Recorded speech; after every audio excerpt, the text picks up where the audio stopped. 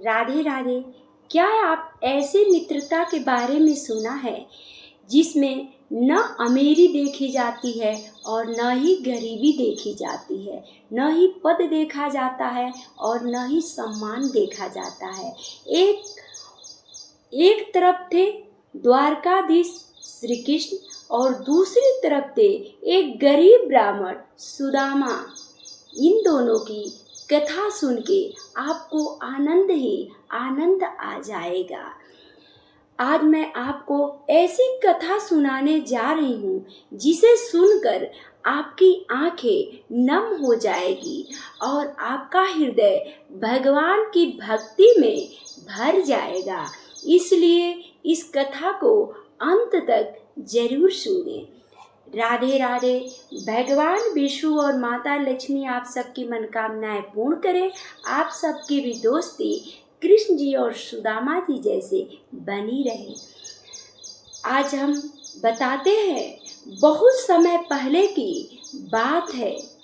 उज्जैन के समीप महर्षि सादीपनि का गुरुकुल था।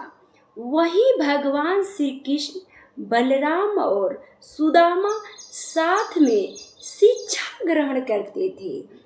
सुदामा स्वभाव से बहुत विनम्र और सरल थे और भगवान के परम भक्त थे। श्री कृष्ण उन्हें अपने सगे भाई की तरह प्रेम करते थे। शिक्षा एक ही साथ दोनों लोग ग्रहण भी करते थे। दोनों साथ पढ़ते, साथ भोजन करते और गुरु की साथ में सेवा करते थे।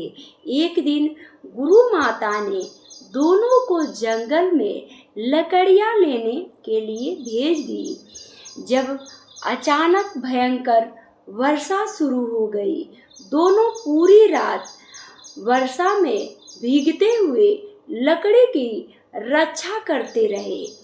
सुबह गुरुजी ने दोनों की सेवा और समर्पण को देखकर प्रसन्न होकर आशीर्वाद दिया। समय बीत गया, शिक्षा पूरी हो गई। श्री कृष्ण द्वारका के राजा बन गए और सुदामा एक गरीब ब्राह्मण के रूप में अपना जीवन बिताने लगे। उसकी पत्नी सुशीला बहुत धर्मपरायण थी। जो सुदामा जी थे, उनकी पत्नी सुशीला बहुत धर्म से संबंधित काम किया करती थी, धर्मपरायण थी। घर में खाने तक के लिए अब अन्न नहीं था। एक दिन सुशीला ने कहा, स्वामी, आपके तो मित्र भगवान श्री कृष्ण हैं, आप उनके पास जाइए। अगर आप उनके पास जाएंगे तो जरूर हम सबकी गरीबी मिट जाएगी। आप जाइए तो सही, उनसे मिलिए तो सही। जो आपकी दोस्त हैं वो भगवान हैं। लेकिन पत्नी के आग्रह करने पे वो बोली, बार बार बोलती रही कि पति, स्वामी जी आप जाइए, मित्रता कभी। सुदामा बोले, मित्रता स्वार्थ के लिए नहीं होता है। मैं जाऊंगा, उनसे मिलूंगा, लेकिन एक बात याद रखना, मैं उनसे कुछ नहीं मांगूंगा। देखिए, जिनके दोस्त भगवान हैं वो कह रहे हैं सुदामा कि मैं जाऊंगा, उनसे मिलूंगा, लेकिन मैं उनसे कुछ नहीं मांगूंगा, ये तुम याद रखना। लेकिन पत्नी रोज बच्चे उनके बिना खाए जब सोते थे तो पत्नी रोने लगती थी, क्या पति, आपके दोस्त हैं, जाइए ना। उसके बार बार आग्रह करने के बाद से मिलने के लिए सुदामा जी तैयार हो गए।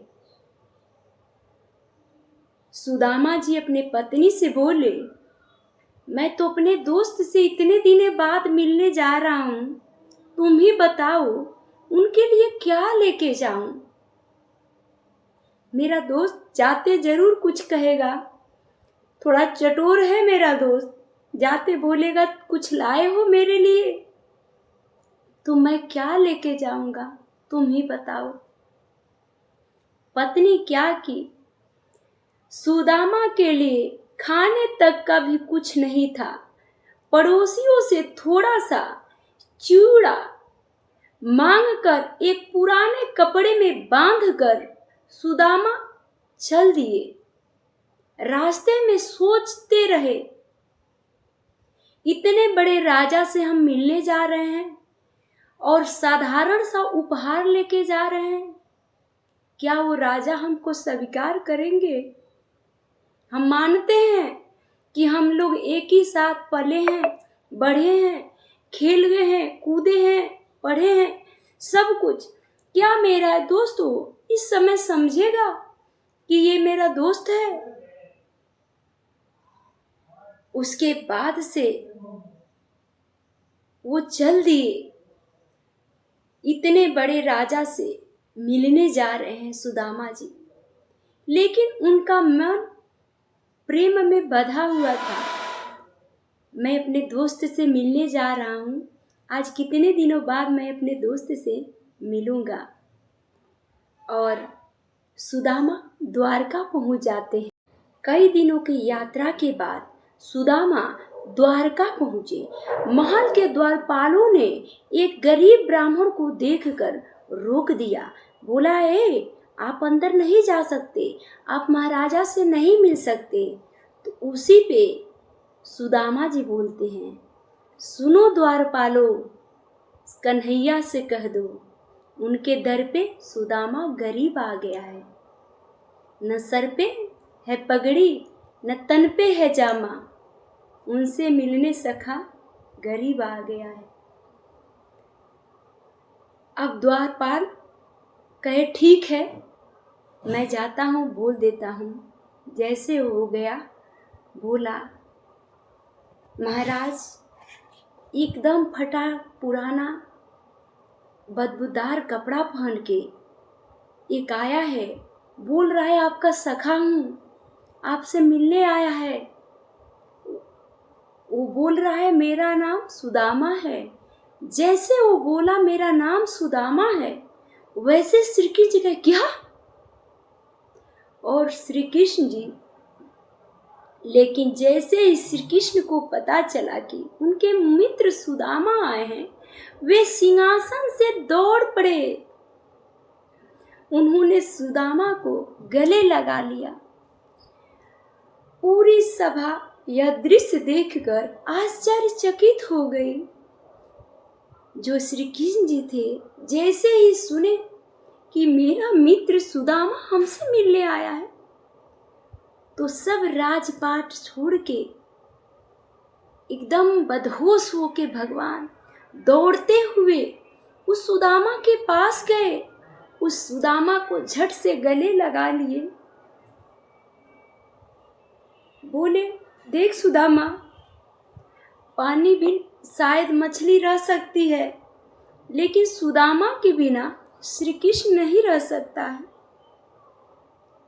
तू इतने दिनों से कहाँ था? मुझसे क्यों नहीं मिलने आया? भगवान श्री कृष्ण स्वयं सुदामा को अपने महल लेकर गए। उन्होंने अपने मित्र को सिंहासन पर बैठा दिया, फिर स्वयं उनके पैर धोए। उनकी एड़ियां फटी हुई थी, पूरा एड़ी उनका जो पैर का तलवा होता है कटा फटा था। ये देखकर श्री कृष्ण जी उस तलवे को धोते रहे और ऊपर से उनके आंसू गिरते रहे। उनके आंसुओं की धार से सुदामा के पैर धुल गए। देखिए, ये होती है मित्रता। आज के जमाने में लोग स्वार्थ हो गए हैं। माफ करिएगा आप सब, मैं जो कह रही हूँ वो सत्य कह रही हूँ। शायद आप लोगों को कड़वा लगे, लेकिन ये सत्य है। आप लोग एक मिनट अपने मन से पूछिएगा क्या मॉडर्न भक्ति अर्चना ये झूठ बोल रही है? आज का जमाना ऐसे हो गया है। अगर किसी का गरीब दोस्त है, गरीब रिश्तेदार है, तो उसे लोग बताने में शर्माते हैं। अगर कोई अमीर रिश्तेदार है, वो क्यों नहीं बहुत दूर का है, तब भी उसे लोग अपना बताते हैं। आज ऐसा कलयुग हो गया है, ये हो गई है कलयुग की स्थिति। ये बताइए आप लोग, क्या गरीबी अमीरी दोस्ती होती है? नहीं, प्रेम दोस्ती होती है। इतने बड़े भगवान श्री कृष्ण और इतने गरीब सुदामा, फिर भी उन लोगों का दोस्ती है ना। तो आप लोग दोस्ती को कलंकित न कीजिए। आप लोगों से निवेदन है, आग्रह है कि आप लोग दोस्ती को कलंकित न कीजिए। आप लोग रिश्ते को कलंकित न कीजिए। जो रिश्ता है उसे खुशी से बोलिए। भले वो गरीब है तो क्या हुआ, वो मेरा रिश्तेदार है, वो मेरा दोस्त है, वो मेरा सखा है। आप लोग ये बोलिए, ये कोशिश कीजिए। भगवान को सोच के कोशिश कीजिए। क्या भगवान श्री कृष्ण इतने बड़े थे, फिर भी एक गरीब ब्राह्मण सुदामा से दोस्ती रखी ना? ये दोस्ती का ही तो प्रतीक है, सुदामा और श्री कृष्ण। तो आप लोग भी दोस्ती को न भूलिए। फिर स्वयं चरण धोने लगे। रानी रुक्मिणी यह दृश्य देखकर भाव विभोर हो गई। बोली, धन्य है प्रभु, आप ऐसे आदमी हो के फिर भी अपने दोस्ती चला रहे हैं, इससे बड़ा क्या हो सकता है। श्री कृष्ण की आंखों में आंसू बह रहे थे। वे बोले, मित्र, इतने वर्षों से आज तूने मुझसे मिलने का मन किया है, क्यों इतने दूर थे? श्री कृष्ण मुस्कुराते हुए बोले, मित्र, मेरे लिए क्या लाए हो? बोले ना, सुदामा बोले थे, मेरा मित्र चटोर है। भले राजा हो गया है तो क्या है, वो चटोर है, वो जरूर कुछ मांगेगा। मन में सोचने लगे, इतनी बड़ी सभा है, इतने लोग हैं, अब मैं लाया हूं तो क्या लाया हूं, चूड़ा। मैं कैसे उसको अपने सखा को दूं? सुदामा लज्जा के कारण चूड़े के पोटली को छुपाने लगे। धीरे धीरे ऐसे पोटली लिए और छुपाने लगे, लेकिन श्री कृष्ण ने स्वयं पोटली छीन ली। कहिए, दो, जरूर मेरी भाभी मेरे लिए कुछ भेजी होगी। तुम उस चने के जैसे उसको भी चुरा के खाना चाह रहा है, दो मुझे। उन्होंने प्रेम से एक मुट्ठी चूड़ा खाया, दूसरी मुट्ठी भी चूड़ा खा लिया। श्री कृष्ण जब तीसरी मुट्ठी लेने गए तो रुक्मिणी ने उनका हाथ पकड़ लिया। बोली, स्वामी, अब तो रुक जाइए। प्रेम ये होता है, प्रेम शुद्ध बुद्ध सब खो जाता है, प्रेम अंधा होता है। श्री कृष्ण ने खुद इसको प्रूफ किया है। तो आप लोग दोस्ती को दोस्ती में ही रहने दीजिए। पकड़ लिया। कहा जाता है कि दो मुट्ठी में ही भगवान ने सुदामा के इस लोक और परलोक का कल्याण कर दिया। ये हुआ। सुदामा कई दिनों तक द्वारका में रहे। उन्होंने श्री कृष्ण से अपनी गरीबी की कोई चर्चा भी नहीं किए और अंदर अंदर सोच रहे थे, पता नहीं कैसे मेरी बीवी और बच्चे होंगे, क्या कुछ खाए भी होंगे। लेकिन फिर भी वो अपने दोस्त से कुछ नहीं कहे। दोस्त को भी ऐसा ही रहना चाहिए। अगर अमीर दोस्त मिल जाए तो उसको स्वार्थ में कभी भी उपयोग नहीं करना चाहिए, प्रयोग नहीं करना चाहिए। अगर कोई अमीर है तो उसका इतना फायदा न उठाएं कि वो आपको त्याग दे। ये होती है दोस्ती। सुदामा और श्री कृष्ण दोनों का प्रेम अमर है, सर्वोपरि है। उन्होंने श्री कृष्ण से अपनी गरीबी की कभी भी चर्चा नहीं की। वापस लौटते समय उनके मन में एक क्षण के लिए विचार आया, मैं तो कुछ मांगना भी भूल गया। लेकिन अगले ही क्षण उन्होंने सोचा, भगवान ने मुझे इतना प्रेम दिया, यही सबसे बड़ा धन है। भगवान ने मुझे अपने दोस्त के रूप में स्वीकार किया, यही मेरे लिए बहुत बड़ा धन है। मैं उनसे और क्या मांगूं? ये हुआ। वो यहाँ पे स्वार्थ नहीं किए और सोचते हुए चल दिए। कोई बात नहीं, मैं तो बहुत भाग्यशाली हूँ, कुछ श्री कृष्ण का भक्त हूँ, जो भगवान ने मुझे अपना यहाँ पे स्थान दिए हैं। जब सुदामा अपने गांव पहुँचे तो वहाँ झोपड़ी नहीं थी। उस स्थान पर एक सुंदर महल बना हुआ था। उनकी पत्नी दिव्य वस्त्रों और आभूषणों से उनका स्वागत करने के लिए आती हैं।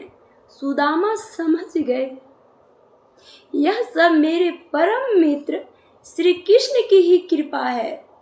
वो रो पड़े और बोले, हे प्रभु, आपने मेरे लिए इतना किया, मैंने आपसे कुछ भी नहीं मांगा, फिर भी आपने इतना कुछ दे दिया। मित्रों, इस कथा से हमें यह 5 महान सीख मिलती है। सच्ची मित्रता धन दौलत नहीं देखती है कि कौन अमीर है कौन गरीब है। दूसरी, भगवान भाव के भूखे होते हैं, वस्तुओं के नहीं। भगवान जो हैं वो हमारे प्रेम देखते हैं। कई लोग हैं फल मेवा मिठाई बहुत सारी चीज़ चढ़ा देते हैं। बहुत लोग हैं कि अपने आत्मसमर्पण करते हैं। भगवान भाव देखते हैं, कितना किसका भाव है। मेवा मिश्री कुछ नहीं, वो भाव के भूखे हैं। तीसरा, जो भगवान पर विश्वास रखता है उसका कभी भी भगवान अहित नहीं होने देते हैं, उसकी जीत पक्की है। चौथा, बिना मांगे भी भगवान भक्त की आवश्यकता के अनुसार उसे जरूर देते हैं। हम लोग मंदिर जाते हैं, बोलते हैं, हे प्रभु मुझे ये दे दीजिए, भगवान जी मुझे धन दौलत दे दीजिए। अगर नहीं भी मांगते हैं तो भगवान को सब पता है कि मेरे भक्त को कौन सी चीज़ कब जरूरत है, वो जरूर पूरा करते हैं। पांचवा, विनम्रता, प्रेम और संतोष ही सबसे बड़ा धन है। अगर जिसके अंदर विनम्रता है, संतोष है, तो भगवान उसको भी जरूर धन देते हैं और सुनते भी हैं। मित्रों, यदि आपको श्री कृष्ण और सुदामा की यह पावन कथा पसंद आई हो तो इसे अपने परिवार और मित्रों के साथ अवश्य साझा करें और कमेंट में जय श्री कृष्णा जरूर लिखें। भगवान श्री कृष्ण आप सभी के जीवन में सुख शांति समृद्धि प्रदान करें, यही विनती है। राधे राधे, जय श्री कृष्ण जी।